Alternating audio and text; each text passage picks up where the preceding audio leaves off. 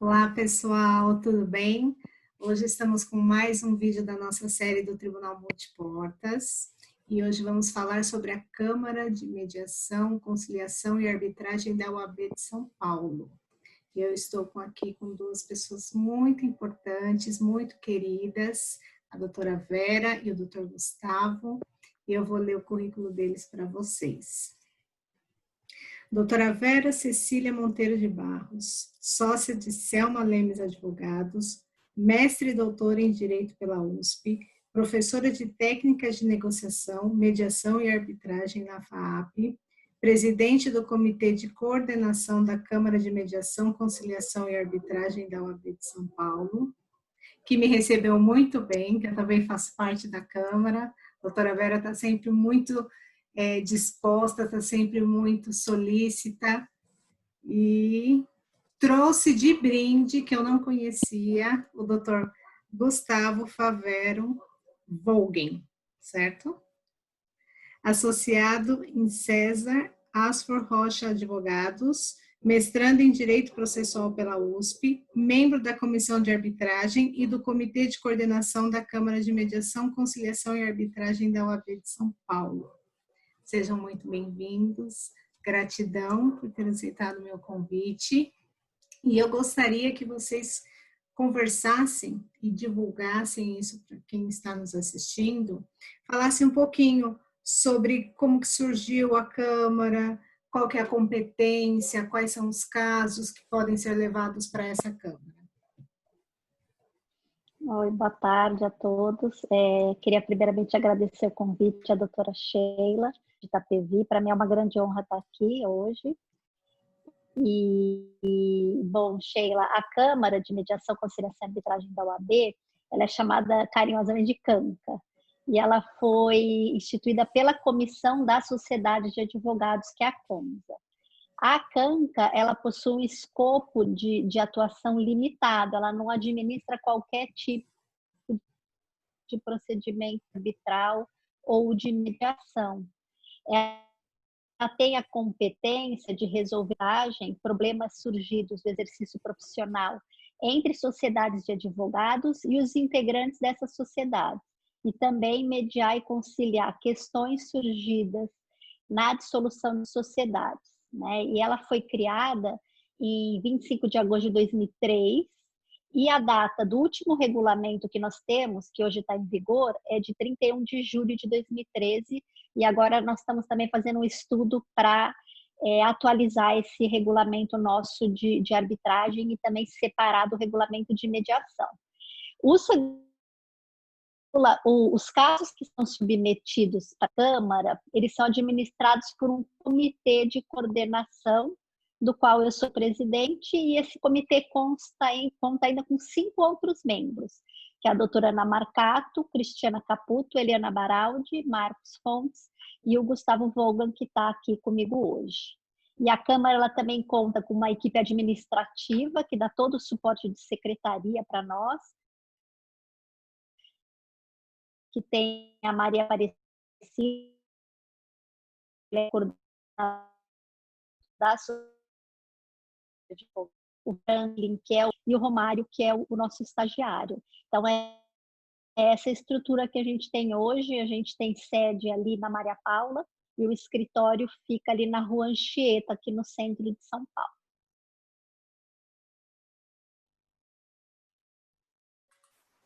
Doutor Gustavo, quais são os casos levados para a Câmara, questão de êxito, o que é mais procurado, arbitragem, mediação, como que funciona isso?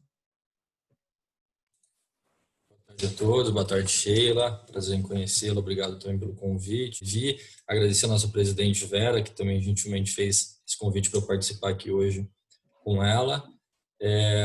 De fato, como a doutora Vera bem pontuou, Sheila, a Câmara ela tem um âmbito de atuação muito específico, né? Então, os litígios que são submetidos à Câmara são necessariamente referentes a conflitos entre advogados, então pode ser um advogado contra um advogado, e advogados e sociedade de advogados. Então, por exemplo, eventualmente um sócio de um escritório de advocacia sai dessa sociedade, né?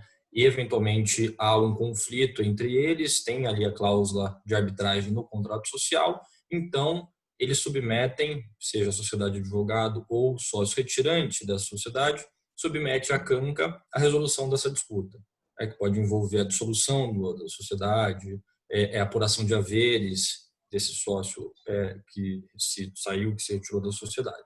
Então, é basicamente esse o âmbito de atuação, né, bem resumidamente, da Câmara. Nós separamos aqui alguns dados, e aí eu peço a licença para usar aqui uma colinha, porque como são números, eu acabei a gente não tem em mente tudo isso. Mas, por exemplo, um dos dados estatísticos da Câmara de 2019, que foi feito gentilmente muito bem pela Natália Alves, uma das funcionárias da CANCA que a Vera acabou de mencionar, o valor médio em 2019, né, que já tem um ano completo para a gente apresentar uma estatística, o valor médio das arbitragens foi de R$806 mil, aproximadamente. Né? O número de procedimentos que tramitaram em 2019 na CANCA, 21. Um número significativo para o escopo, né, restrito de atuação da CANCA e por só considerar a sociedade de advogados em São Paulo, no estado de São Paulo. Foram iniciados 9 procedimentos arbitrais em 2019 e teve mais de 80 partes envolvidas, que também é um número bem significativo, ou seja, 4 vezes mais, basicamente, o número de arbitragens que tramitaram em 2019. Né? Foram proferidas entre sentenças finais e parciais 7, ou seja, não necessariamente foram 7 casos resolvidos, mas pelo menos 7 que foram parcialmente julgados. O prazo médio para apresentação da sentença final, né, segundo as nossas estatísticas aqui da CANCA, é de 3 meses e 17 dias. E a duração média dos procedimentos arbitrais é de 3 anos, 1 mês e 29 dias. Considerando produção de prova, que os litígios envolvem, às vezes, não valores tão expressivos, mas matérias muito complexas, 3 anos é realmente um prazo bem curto, né? Na verdade, se comparado principalmente a um litígio da complexidade que é submetido à CANCA, se comparado com o Poder Judiciário. Basicamente, esses dados que nós temos, de fato, atualmente tem um número maior de arbitragem do que de mediação. E por que seria isso? Vocês têm alguma noção por que os advogados preferem a arbitragem do que a mediação? Só para complementar, antes de ir para essa pergunta, Sheila, esse prazo de 3 anos, a gente tinha 2 procedimentos muito sobre o regulamento anterior, que eram procedimentos de 2008, e eles acabaram aí terminando, nós conseguimos finalizar esses procedimentos no final de 2019. Então, essa nossa estatística vai melhorar bastante por conta disso, porque esses procedimentos eles acabaram aí distorcendo um pouco as nossas estatísticas, porque eles estavam fora do padrão, né? Felizmente, nós conseguimos resolver os 2 por acordo, conseguimos depois de bastante tempo fazer o acordo, e certamente essa nossa estatística de tempo vai ser bastante reduzida por conta disso, tá? E aí, já respondendo a sua pergunta de por que tem mais arbitragem de mediação, eu acho que sim, primeiramente é por conta da cultura do litígio que a gente ainda tem muito forte arraigada entre nós. Por enquanto, a gente acha muito mais fácil dar a decisão na mão de um terceiro do que nós decidirmos por nós mesmos os nossos conflitos. E outra razão, na minha visão, é que a arbitragem está bem mais consolidada do que a mediação no Brasil. A nossa lei de arbitragem ela é de 96, teve um incidente de inconstitucionalidade dessa lei que foi julgado em 2001, e hoje o Instituto ele já está bastante consolidado no Brasil. O meu escritório ele faz todo ano uma pesquisa nas câmaras, e a gente não tem ainda os números de 2019, porque normalmente a gente fecha no meio do ano para pegar os dados do ano anterior.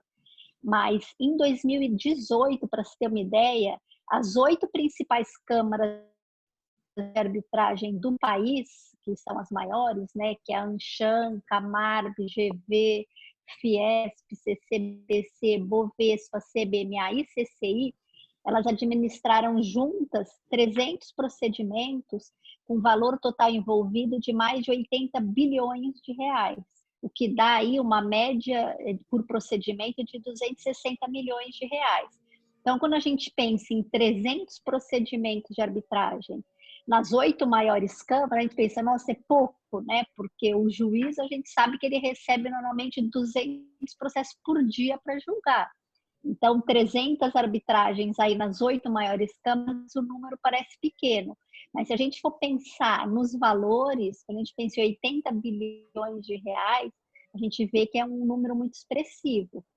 A mediação, por outro lado, a nossa lei ela é bem mais recente, ela é de 2015, e ainda tem alguma resistência aí dos advogados e dos empresários para a utilização desse método. E, na minha visão, especialmente na área empresarial. Os empresários, muitas vezes, eles acham que se eles não conseguiram negociar, que um terceiro não vai ajudar. Mas o fato é que a mediação ela é um meio eficiente para resolver conflitos. O mediador ele tem técnicas para isso, é diferente de uma negociação direta entre as partes. E também tem um custo substancialmente menor do que mesmo a arbitragem e o poder judiciário, e ela tem uma solução muito mais rápida do que esses outros métodos. E hoje eu estou feliz de ver que durante a pandemia muitos têm falado de mediação, então eu acho que talvez esse cenário mude.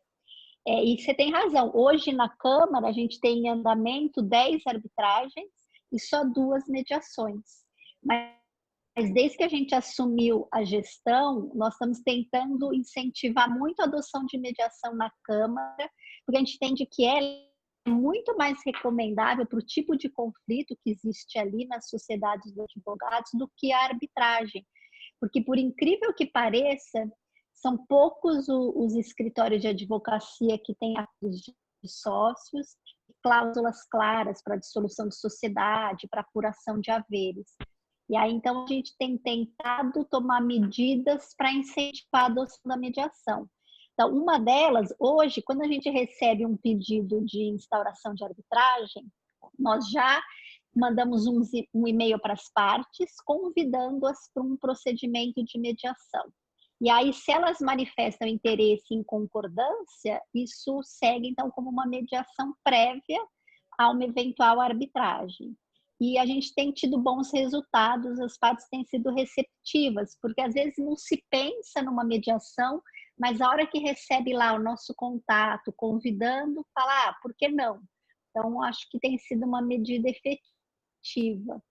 E outra coisa que nós fizemos, que aí a gente acha que vai ter um reflexo daqui a alguns anos, nós mudamos o modelo de cláusula dos contratos. Se você hoje entrar no site da OAB, no modelo dos contratos da Sociedade de Advogados, nós temos uma cláusula escalonada.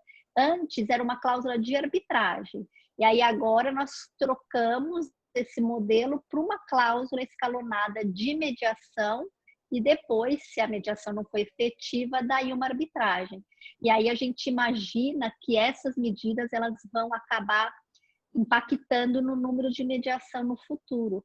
E outra coisa interessante que aconteceu recentemente foi a Comissão de Mediação e de Arbitragem da OAB, elas emitiram agora em abril de 2020 uma nota conjunta orientando os advogados e todos os profissionais do direito para condutas que devem ser ponderadas agora no âmbito de solução de conflitos para mitigar os efeitos negativos da pandemia. E aí, a ideia é que se incentive a utilização de métodos de solução de conflitos como a negociação, a mediação e a conciliação, e aí levando para a homologação do judiciário só aqueles casos em que realmente isso for imprescindível, para evitar aí o desnecessário acúmulo e congestionamento do judiciário nessas demandas que vão surgir em razão da pandemia. E aí, então, eles recomendam a utilização desses métodos, buscando solucionar, pelo menos tentar solucionar por esses meios, essas medidas antes de se ir para o judiciário, principalmente em questões que envolvam relações jurídicas de longo prazo, para tentar minimizar aí os efeitos adversos de uma disputa judicial. Entendi. E quem são as pessoas que integram a Câmara? Sheila, também, antes só de passar para esse ponto, poder complementar aqui o que a Vera disse, na verdade não é complementar, só fazer um acréscimo, já considerando que estamos aqui falando da classe de advogados, né? A doutora Vera trouxe muito bem essa questão da cultura, né? Fala-se inclusive da cultura da sentença em contraposição à cultura da pacificação. A saudosa professora Ada Pellegrini Grinover falava muito disso, o professor Kazuo Watanabe defende isso, e há talvez um preconceito, por assim dizer, do advogado com relação aos métodos consensuais de solução de conflito, porque talvez haja um receio de que o papel do advogado seja mais dispensável, mas não é isso, né? O advogado ele é fundamental não só no poder judiciário ou na arbitragem, ou seja, quando há litígio, quando há um contencioso, mas também quando as partes precisam sentar para chegar a um acordo, né? Seja por meio da mediação, onde não necessariamente a finalidade seja alcançar um acordo, mas sim reaproximar as partes, ou por meio de uma conciliação. O advogado tem que estar presente, tem que estar próximo, junto da parte, prestando o serviço jurídico, né, essencial ali, a administração da justiça, como diz a Constituição, para que a parte saiba também como chegar ao melhor resultado e extrair as melhores consequências dessas reuniões de mediação, conciliação. Enfim, acho que isso está dentro da questão cultural, mas é muito importante que o advogado e a advogada tenham isso em mente, que o papel, sim, do advogado e advogada é fundamental também nos métodos consensuais. Com relação a quem faz parte para atuar como árbitro ou mediador, a CANCA tem duas listas de árbitros, uma lista de árbitros e uma lista de mediadores, né? Essas são listas sugestivas. Isso significa dizer, elas não são mandatórias, não são obrigatórias. As partes podem indicar pessoas profissionais fora dessas listas. Mas essas listas, via de regra, principalmente aqui no caso da CANCA, posso dizer com tranquilidade, principalmente em razão da presidente ser a Vera, que os nomes são escolhidos com muito critério, de maneira muito criteriosa, e passam realmente por uma avaliação de currículo, de experiência. Então, tem pessoas jovens, sim, mas muitas pessoas experientes que sabem, que já lidam com arbitragem, com mediação há anos, né? Então, isso é um ponto muito importante para saber, que as listas, embora sugestivas, elas têm uma razão de ser, né, para direcionar realmente as partes para aqueles profissionais que muitas vezes são profissionais até acostumados a resolver, no caso da CANCA, litígios referentes a advogados e sociedade de advogados, né? Com relação a ser meramente sugestiva, a lei de arbitragem de 96, né, em 2015 houve uma reforma pontual nessa lei, e dentre um dos artigos que foram acrescentados, é o parágrafo 4º do artigo 3º, que diz que as partes podem indicar, né, um profissional para atuar, né, no caso da arbitragem especificamente, um profissional que não esteja na lista do regulamento, né, daquela Câmara de Mediação ou de Arbitragem, mas que, se isso constar do regulamento, a Câmara tem que aprovar em dadas situações. Então, por exemplo, no nosso caso, poderia, se as partes, por exemplo, indicam um coárbitro para atuar, que não faz parte da lista de árbitros, tudo bem, elas indicam com currículo, mas, por exemplo, no caso de um presidente, isso teria que ser chancelado pelo presidente do comitê de coordenação, né? Então, é só um detalhe a mais. Tem uma curiosidade interessante das nossas listas, tanto de árbitros quanto de mediadores, que é o respeito e o prestígio, na verdade, a igualdade de gênero, que vem muito se falando, né, nos últimos anos, e é necessário também falar sobre isso. Quase 50% dos árbitros e árbitras constantes da nossa lista são mulheres, e no que diz respeito à mediação, mais de 50%. E então isso mostra realmente ali um esforço da OAB de São Paulo nesse sentido, né? Não só na divulgação, mas concretizando também a igualdade de gênero. E quando as partes não chegam a um consenso, por exemplo, com quem indicar para a mediação ou para a arbitragem, para atuar como árbitro ou mediador, cabe à presidência do comitê de coordenação, via de regra, tá? Falando aqui de maneira geral, cabe à presidência do comitê fazer essa nomeação. E a Vera tem sempre se pautado por isso também, né? Então, a proporção realmente é muito igualitária e isso só, acho que enaltece, inclusive, a classe dos advogados e a OAB de São Paulo nesse sentido de trazer realmente a igualdade de representação de gênero para dentro da classe dos advogados. Acho que eram essas considerações que eu queria fazer sobre as listas. Se a Vera quiser complementar. Só um dado a mais, hoje a nossa lista de mediador tem 43 pessoas, né, 43 mediadores, e a nossa lista de árbitros tem 60 árbitros. E é bem como o Gustavo falou, a gente tenta incentivar até aquelas pessoas mais jovens, que têm mais tempo para atuar, porque os casos, apesar de alguns não terem valores tão expressivos, como a gente vê aí nas outras câmaras, eles são de uma complexidade bem elevada, são questões bem difíceis de serem resolvidas, justamente a informação que eu dei de que normalmente os escritórios não possuem acordos de sócios, não têm cláusulas bem delimitadas de apuração de haver, então são realmente questões bastante complexas para serem resolvidas. Por isso que a gente toma muito cuidado aí com a escolha das pessoas para participarem da nossa lista, que a gente toma cuidado de que tenham realmente a capacitação para solucionar esses tipos de conflitos que são bem peculiares dentro das sociedades de advogados. Como é que fica em questão de valores? Para a pessoa utilizar a sociedade, o advogado utilizar a Câmara, como que é essa questão de valores? É mais barato, é igual ao judiciário, é mais caro? O dinheiro é o Gustavo.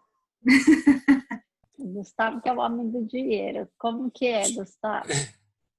Bom, a gente na Canca cobramos algumas taxas de valores fixos para administrar o procedimento. O papel da Câmara de Mediação, Conciliação e Arbitragem é, no geral, administrar procedimentos arbitrais, né? Não há um poder jurisdicional propriamente da Câmara. Então, a função dela é como se fosse o cartório do Poder Judiciário, a Câmara administra os procedimentos. E para isso tem um custo, né, na esfera privada. Por exemplo, a taxa inicial para iniciar uma arbitragem, uma mediação na Câmara é R$ 1.733. Nós temos uma tabela de custas que está no site, dentro da aba que fala da Comissão de Sociedade de Advogados, tem ali o Comitê de Coordenação da Câmara, isso está bem posto lá, mas trazendo aqui então um exemplo, 1.733,13 para dar início, e a taxa final, por exemplo, 3.466. Então, um valor fixo também já muito diferente de você ir para o judiciário, que é um valor variável. Mas além dessas taxas de valores fixos, que, repito, se dizem respeito à administração do procedimento, ou seja, são destinadas à própria Câmara de Arbitragem e Mediação e Conciliação, no caso da nossa, há também os valores dos honorários dos árbitros e dos mediadores, né? Os honorários dos árbitros são geralmente cobrados com base nos valores envolvidos no procedimento. Tanto é que, via de regra, no requerimento de arbitragem, se indica o valor estimado da controvérsia, né? Justamente até para poder calcular os honorários dos árbitros a partir disso. A nossa tabela de custas, melhor dizendo, tem 4 níveis de cobrança de honorários de árbitro. No primeiro nível, se o valor do litígio for até R$60 mil, cada árbitro receberá R$5.000, considerando que a arbitragem teria 3 árbitros, né? Seria formado então um tribunal arbitral. Se for árbitro único, R$5.000 para o único árbitro, né? No nível 2, se o valor da controvérsia for acima de R$60 mil, então a partir de R$60 mil e 1 centavo a R$200 mil, esse valor dobra, vai para R$10 mil por árbitro, no caso, de novo, de um tribunal arbitral. Nível 3, de 200 mil, acima de R$200 mil a R$500 mil, o valor dobra novamente, vai para R$20 mil por árbitro. E o nível 4, acima de R$500 mil, então a gente indica um percentual sobre o valor da controvérsia. Qual o valor desse percentual? 5% sobre o que é indicado como a estimativa ali do valor, né, do importe envolvido no litígio. Só que há um limite para isso, não é que é ilimitado. Então, é 5% do valor da controvérsia se for acima de R$500 mil, mais até o limite de 4 vezes os honorários previstos para o nível 3 de árbitro. Qual é o nível 3? R$20 mil por árbitro. Então, no máximo que um árbitro pode receber, cada árbitro, em uma arbitragem na Canca, é R$80 mil. Tá? Se não houver, por exemplo, a indicação do valor do litígio, ou for inestimável, se as próprias partes não conseguem indicar precisamente, ou ainda que por estimativa, qual seria esse valor. A quem compete definir qual seria o valor dos honorários dos árbitros. A presidência, no caso, a Vera deliberaria isso. Isso está na Instrução Normativa número 5 de 2013, que regulamenta também, em complemento à tabela de custas, como é feito o pagamento de honorários para árbitros e mediadores. E no que diz respeito aos honorários do mediador, atualmente eles correspondem a 50% dos honorários dos árbitros. Então, faça o cálculo dos honorários dos árbitros de acordo com o que eu acabei de mencionar, os 4 níveis, que está na tabela que se encontra na nossa tabela de custas e honorários. Então, disso pega 50% e chega-se no valor dos honorários do mediador. Perdão. Eu disse atualmente de propósito, porque nós estamos já, na verdade, apresentamos à diretoria uma nova tabela de custas e honorários de árbitros e mediadores, e a nossa ideia é trazer, na mediação especificamente, a cobrança por hora do mediador. Isso é geralmente como funciona e é a melhor forma, pelo menos dentro do que nós avaliamos na CANCA, de remunerar o trabalho do mediador. Falta só a aprovação da diretoria, mas isso já está bem encaminhado. Então, para o futuro, a ideia é que os honorários dos mediadores, especificamente, fiquem por hora. De qualquer forma, independente do valor, se nós pensarmos em questão de tempo, é muito mais barato.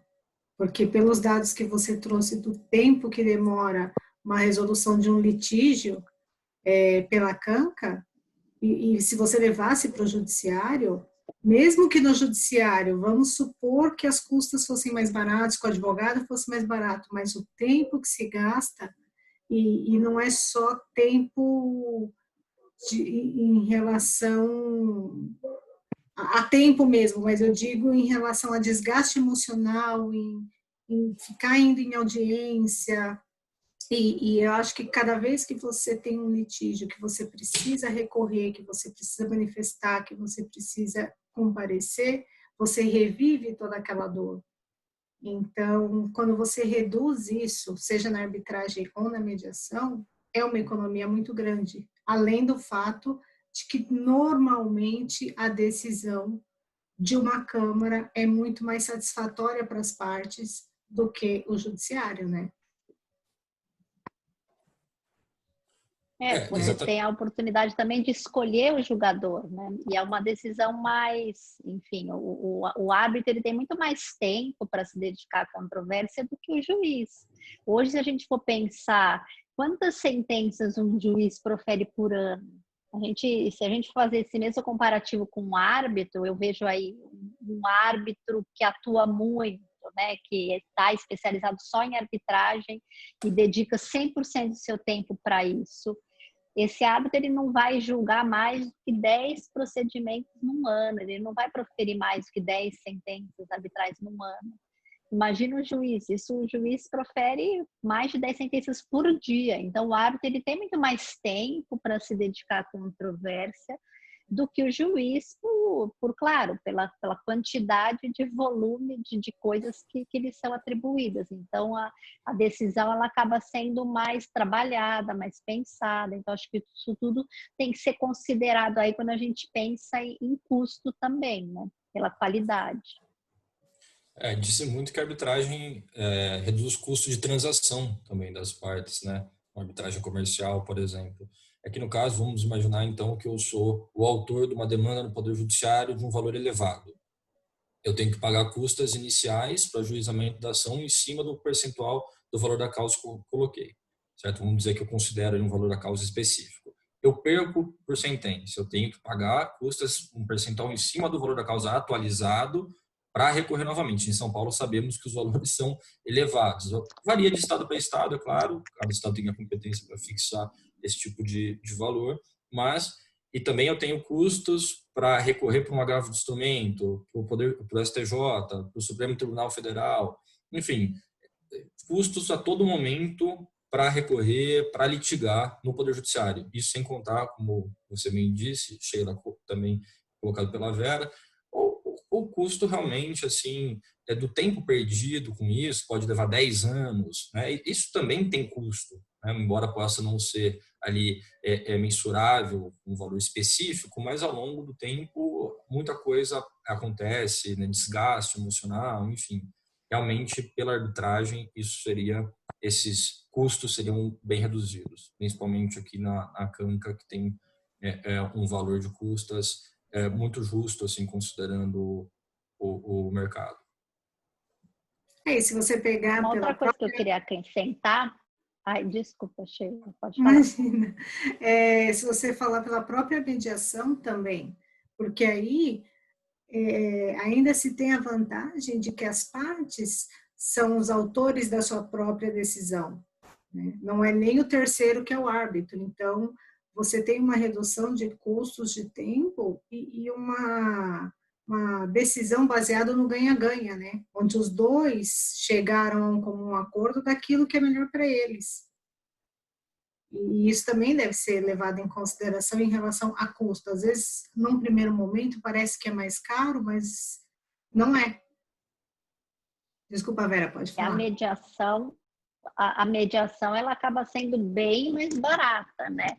Agora que a gente vai rever a tabela, porque realmente não faz sentido, a meu ver, a mediação ficar vinculada aos honorários do árbitro, né? 50%, porque é muito mais comum e muito mais fácil de você calcular por hora, porque aí o mediador ele vai ser remunerado pelo tempo do trabalho que ele teve.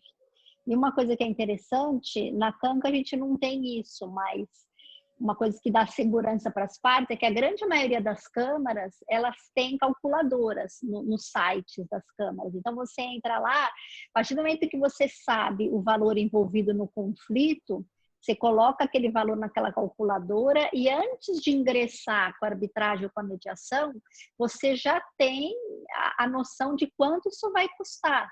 Né? Eu acho que no judiciário, por conta do processo se estender por um longo período de tempo, a gente acaba perdendo um pouco a noção de quanto se gasta, e até aquilo que o Gustavo falou, isso sem pensar no custo de oportunidade que fica envolvido ali.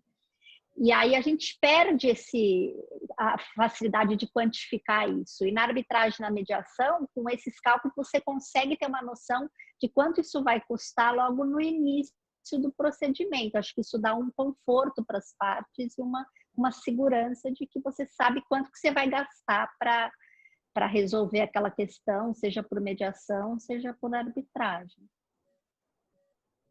E como é que a Câmara está funcionando nesse período de pandemia? Olha, eu fiquei muito bem impressionada, antes de falar da Canca, muito bem impressionada de todas as câmaras que a gente tem aqui, né? Elas tiveram uma resposta muito rápida, logo na primeira semana a gente já viu as câmaras liberando resoluções, suspendendo o protocolo de vias físicas, reuniões e audiências presenciais, e logo já estabeleceram um procedimento para os prosseguimentos dos casos num ambiente 100% virtual, e estão oferecendo toda a estrutura para isso. Então, nesse contexto, basicamente, a grande maioria das arbitragens e mediações tem funcionado normalmente. Claro que quando as partes, por consenso, pedem a suspensão do procedimento, o árbitro e o mediador vão deferir. E eu tenho visto em alguns casos meus das partes pedirem algum alongamento dos prazos por dificuldades de cumprimento aí de análise de documentos, acho que até pela falta de pessoal, por conta de trabalho remoto. E aí isso é comum e claro que diante dessa dificuldade também os árbitros e mediadores acabam alongando esses prazos. Mas no geral está tudo funcionando normalmente. As câmaras elas criaram procedimentos para recebimentos de novos casos e para processamento daqueles casos já em andamento. Então, hoje, normalmente, as petições, os documentos são apresentados tudo por e-mail ou por meio de links. E aí os prazos, que muitos eram contados de recebimento de vias físicas, estão passando a ser computados do recebimento das vias eletrônicas. E aí, seguindo essa mesma proposta, a CANCA, nós emitimos já 3 resoluções por conta da pandemia. Hoje, a resolução número 6, que foi a última que nós emitimos, ela acabou prorrogando essa situação por prazo indeterminado, até nós emitirmos uma nova resolução, justamente por conta de toda essa incerteza. E essas resoluções, elas estão disponíveis lá no site da Câmara. E aí, então, hoje a gente não tem esse atendimento presencial e nem o protocolo físico, mas tudo está acontecendo e fluindo normalmente. É bom que nós temos lá links, a gente consegue que as partes acessem o procedimento integral por meio de links, então você tem um acesso virtual ao procedimento completo, e tudo tem acontecido de forma virtual, documentos e petições são enviados por e-mail e está tudo funcionando aí muito bem durante essa quarentena. E vocês acham que isso vai ser uma tendência para os procedimentos de mediação, por exemplo, essas sessões, ou alguns chamam de audiência online? Na verdade, essa tendência, por exemplo, da virtualização das reuniões, principalmente no campo da mediação, já vem acontecendo há algum tempo. Já existem plataformas de mediação online, né? Principalmente depois da onda do ODR, do Online Dispute Resolution, também tem sido falado muito ultimamente, não só nos Estados Unidos, por exemplo, no exterior, mas também aqui no Brasil, né? Mas, assim, alguns cuidados devem ser tomados, claro que também no ao vivo, mas principalmente numa reunião virtual. Ainda que essas ferramentas funcionem muito bem, essas plataformas funcionem bem, em alguns litígios, o mediador, a proximidade do mediador, estar ao vivo, né, presencial, muito importante. Porque na mediação, como nós sabemos, algumas técnicas, por exemplo, o contato visual, a comunicação, a forma como as partes se movimentam, se mexem, se posicionam, tudo isso influencia na condução da mediação pelo mediador, né? Então, por exemplo, no caso de uma mediação virtual, vamos dizer que isso aconteça no âmbito da CANCA. É muito importante que o mediador, na primeira reunião, já na fala de abertura, coloque bem para as partes quais vão ser as regras do jogo, né? Para que isso fique bem claro, por exemplo, com relação à confidencialidade, que é um dos princípios da mediação que consta da Lei de Mediação 3.140, né, consta expressamente do artigo 2º. É importante que o mediador deixe claro que as partes não podem gravar, por exemplo, a reunião, né, para preservar, não prestigiar, preservar a confidencialidade, né? Tomar os devidos cuidados, por exemplo, para que um terceiro não esteja participando daquela reunião de mediação, que não ocorreria numa reunião física, porque o mediador teria ali domínio da sala, de quem está presente. Aqui, por exemplo, não dá para saber quem está ao nosso lado, se há alguém ao nosso lado, né? Então, esses são alguns dos cuidados. Uma outra questão interessante, talvez, de abordar: como mediador, uma figura imparcial, um terceiro alheio ao litígio aí que ele está mediando, é importante que ele tome cuidados, não só, de novo, presencialmente, mas, sobretudo, online, para onde ele vai olhar, né? Para quem direcionar o olhar, eventualmente qual postura adotar, que medida adotar quando as partes começarem a se debaterem de uma forma virtual, né? Como que o mediador vai, por exemplo, dizer é a sua vez de falar, enfim. Aí daí a importância também de fixar regras logo no início da mediação, da abertura, na primeira reunião.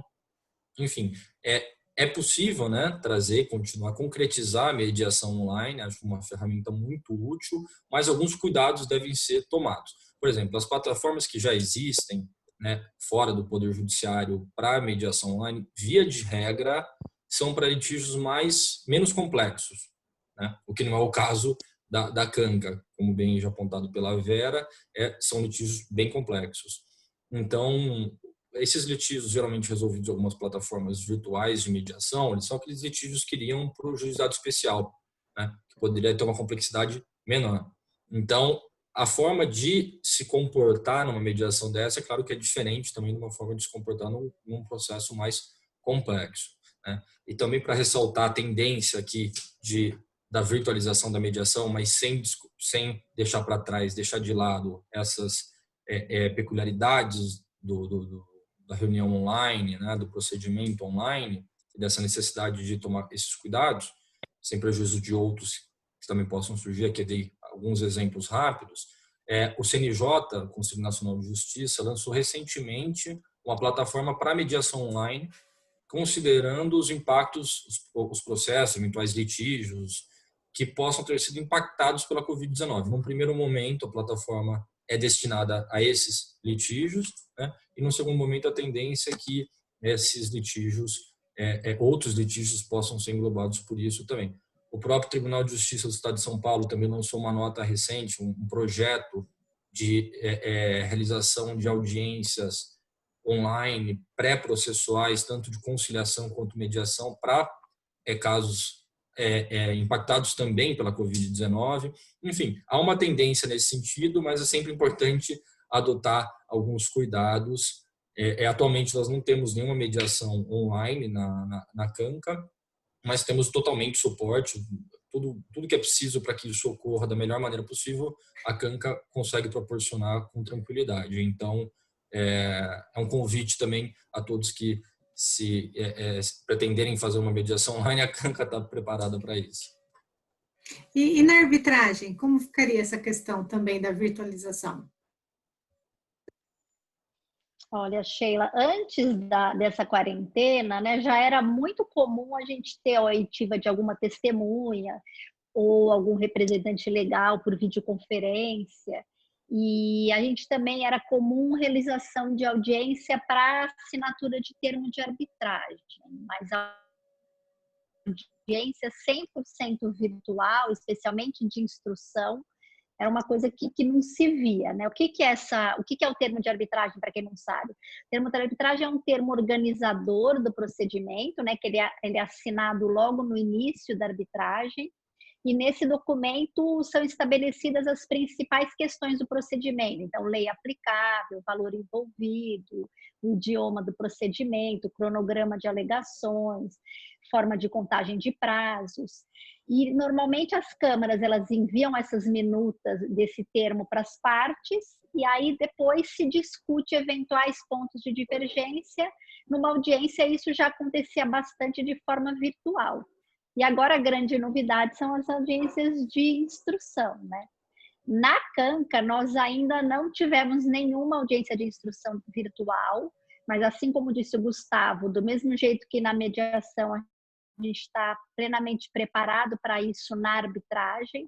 Eu mesma, eu tenho um procedimento na CANCA que eu sou árbitra, e nós íamos ter agora uma audiência no final de maio, era uma audiência presencial, nós suspendemos essa audiência e já informamos para as partes que se até meados de junho a situação não se normalizar e aí nós não pudermos fazer uma audiência presencial, que aí ainda no final de junho nós vamos então fazer uma audiência de instrução totalmente virtual. Eu sei que as outras câmaras, a CCBC, por exemplo, que é a maior câmara de arbitragem que a gente tem aqui em São Paulo, e hoje ela tem mais ou menos 300 procedimentos em andamento. Eu sei que eles já tiveram agora recentemente audiências de instrução de forma virtual que fluíram bem, com bom feedback de partes e advogados. A CCI também, na CCI a mudança não foi muito grande, a CCI é a principal câmara de arbitragem internacional que a gente tem, porque na CCI basicamente só circulava via física sentença e o requerimento de arbitragem, o resto já era em ambiente virtual, então as arbitragens lá não foram tão impactadas. Mas a gente teve esses dias um evento interessante da ASP, onde esses principais câmaras enviaram representantes, e a Patrícia Ferraz, que é secretária lá da CCI aqui no Brasil, ela contou que eles tiveram recentemente uma audiência de instrução, que tinha mais de 70 participantes do mundo inteiro. Era uma audiência que já estava acontecendo de forma presencial, bem no meio quando aconteceu a quarentena, e aí eles suspenderam a audiência por uns dias, só para eles estruturarem o sistema ali, escolheram uma plataforma, e se organizaram, e depois essa audiência ela foi toda aconteceu no ambiente virtual. Imagina, com 70 pessoas do mundo inteiro aí, e ela disse que funcionou muito bem. Então, eu acho assim, é uma situação nova para todo mundo.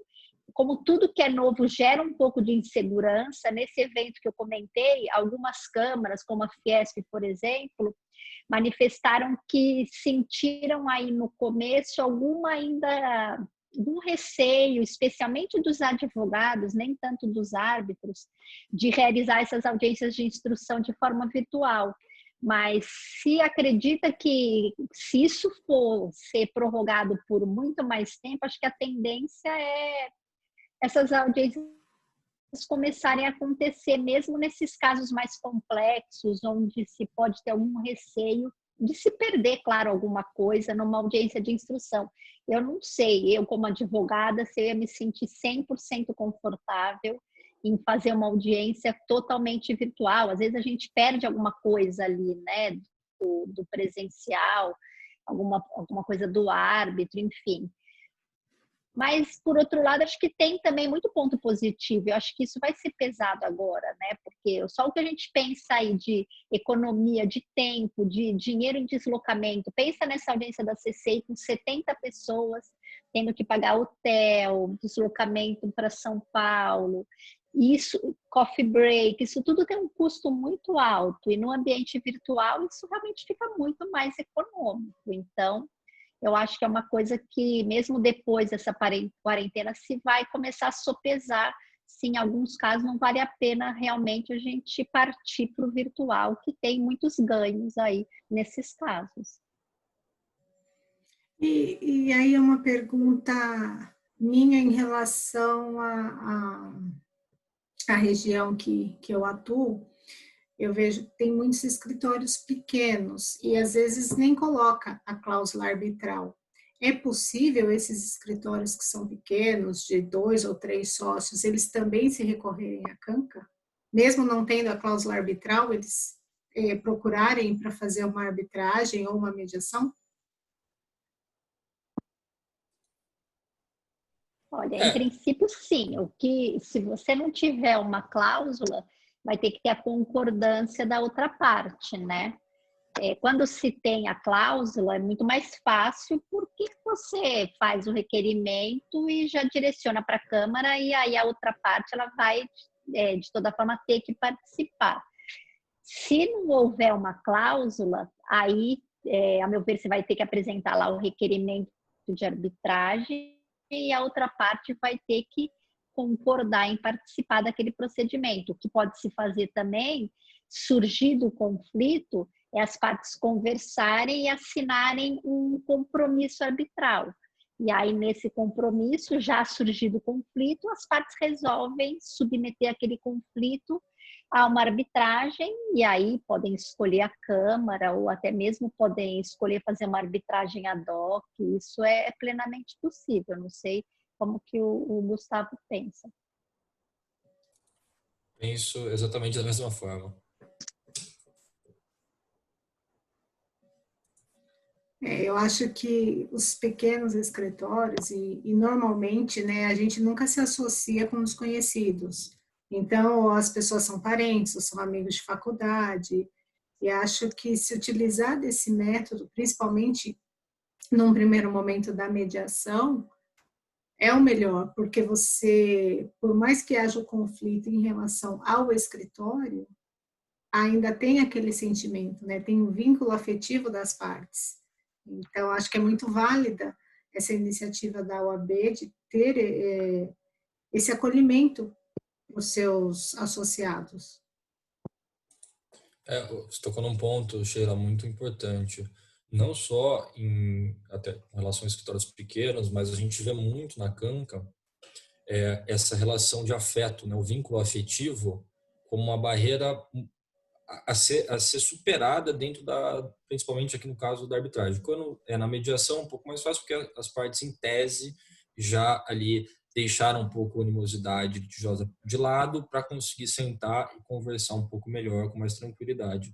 Mas justamente, geralmente, essas saídas de uma sociedade, por exemplo, uma sociedade de advogados, e posterior litígio é sempre carregada com muita emoção e esse vínculo de algo que a parte ali acha que o sócio principal deixou de fazer a época, então está ressentida, então quer brigar por conta daquilo, entende que tem direito. Realmente isso não só então nos escritórios pequenos, mas também nos escritórios grandes, como a gente pode ver na Canca, acontece essa questão aí do afeto como um fator ali, talvez de uma maior complexidade até na própria resolução do litígio. Ai, gente, eu adorei a nossa conversa. Sheila, queria saber se vocês... Ai, desculpa. Desculpa te interromper. É que a gente está com um delay de som, mas pode falar, Vera. Pode falar. Não, eu ia até complementar, dizendo que justamente por conta dessa relação que você mencionou, de proximidade dos sócios, né, do afeto, e claro, você não vai montar uma sociedade de advogado, um escritório de advocacia com alguém que você não tenha muita confiança, muita proximidade. E é justamente por conta dessa relação que a gente percebeu que a mediação ela acaba sendo muito mais recomendada do que a arbitragem para solucionar esse tipo de conflito. E por isso que surgiram aquelas iniciativas de, quando receber arbitragem, convidar para mediação.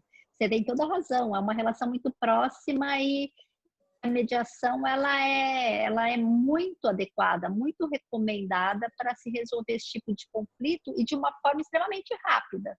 Em 2, 3 meses, eu lembro aquele caso que estava desde 2008 uma arbitragem, eu chamei as partes para uma conversa, em 2 reuniões, nem fiz uma mediação. Eu, como presidente da Câmara, coloquei um na frente do outro para conversar só. Uma arbitragem que estava rolando há 10 anos. E a gente fez um acordo em 2 reuniões. Então, quer dizer, é uma coisa que a gente tem que pensar e refletir, e temos que mudar um pouco essa cultura do litígio, porque faz muita diferença para você resolver essas questões de uma forma muito mais rápida, e eu acho que especialmente agora, nessa fase tão complicada que a gente está, tem que ter aí um papel consciente dos advogados de propor, de oferecer, mostrar para os clientes, porque é uma forma aí muito mais efetiva de se resolver conflitos de uma maneira muito mais barata e muito mais rápida. Até lembrando aqui de um caso que eu acho muito emblemático, o professor William Ury, que é um dos mentores ali do curso de negociação de Harvard, da Universidade de Harvard, ele tem ali, junto com outros 2 professores, um livro muito famoso, que é Como Chegar ao Sim. Tem outros 2 ou 3 livros que decorrem desse livro. E ele conta muito bem ali como ele resolveu, sendo um mediador, e assim, acredito que talvez no mesmo prazo que a Vera acabou de mencionar, coisa de meses, poucos meses, o conflito bilionário entre o grupo Casino francês e o grupo Pão de Açúcar, né? Que já tinha várias arbitragens em curso, processo no Poder Judiciário, enfim, era um litígio de longos anos, é um negócio algo aberto, está no livro, então eu posso dizer, também não participei nem nada, mas enfim, ele conta que o Abílio Diniz ficava muito ressentido, né? Tinha uma questão pessoal muito forte com relação a esse litígio, que não deixava ele prosseguir. E, salvo engano, acho que foi até a mulher do Abílio Diniz que soube do William Ury, trouxe ele para resolver o caso, e ele resolveu de uma maneira, basicamente, como a Vera falou, colocando um de frente ao outro, né? As partes ali, os polos litigantes, para conversar e ver, olha, o que você quer fazer, quais são, né, os problemas que você tem para dizer com relação à outra parte e vice-versa. Eles conseguiram,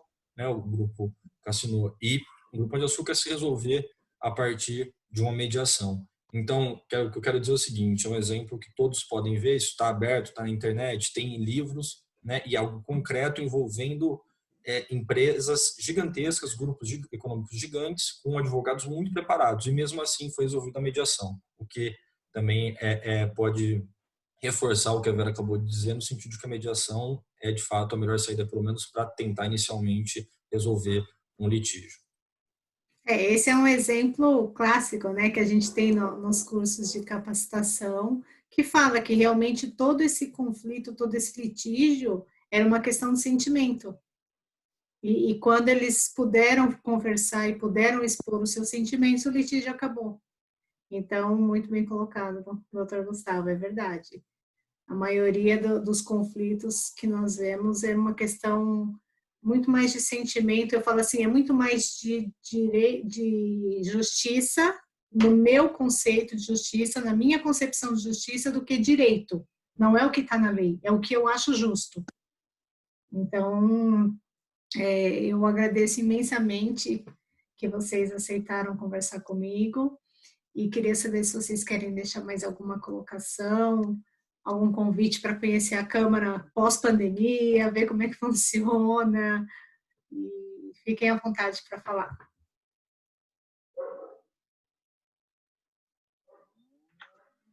Eu queria só agradecer mais uma vez o convite, foi muito gentil, Sheila. E, claro, a Câmara, a gente não tem ali para visita, não tem, a gente fica dentro da Sociedade de Advogados, da nossa sede é bem pequena, mas os nossos serviços estão à disposição, nós temos lá nossos nomes, se alguém tiver alguma dúvida, tem o e-mail da Câmara no nosso site, a gente está à disposição para esclarecer qualquer questão, qualquer dúvida de qualquer advogado com relação a essas questões e a utilização da nossa Câmara. E pessoalmente, eu, Gustavo, estamos todos aí muito abertos e seguir, né, depois desse final dessa quarentena, ver se a gente consegue de fato fazer aí uma visita em outras sedes para poder então poder divulgar a nossa Câmara, os serviços, né, e até por que não começar a surgir ideias de abrirem aí câmaras semelhantes em outras seccionais de outros do interior, né, de São Paulo, inclusive outros estados que não contam com isso. É isso, Sheila, queria agradecer também a oportunidade, foi um grande prazer aqui estar com você, com a Vera, que eu muito admiro, e é isso, só reforçar também que eu estou à disposição, junto com todo o pessoal, a equipe do Comitê de Coordenação e da Câmara de Conciliação, de Mediação, Conciliação e Arbitragem da OAB de São Paulo. Obrigado. Eu vou deixar no final aqui o link, os dados de contato da Câmara. Eu também faço parte da Câmara. Qualquer dúvida também estou à disposição. Com certeza, se eu não souber, eu vou me socorrer a Vera, vou me socorrer ao Gustavo, mas que são pessoas boníssimas e eu só tenho a agradecer. Espero que todos fiquem bem. Uma gratidão imensa e um beijo no coração de vocês. Obrigada, Sheila, por vocês também. Obrigado.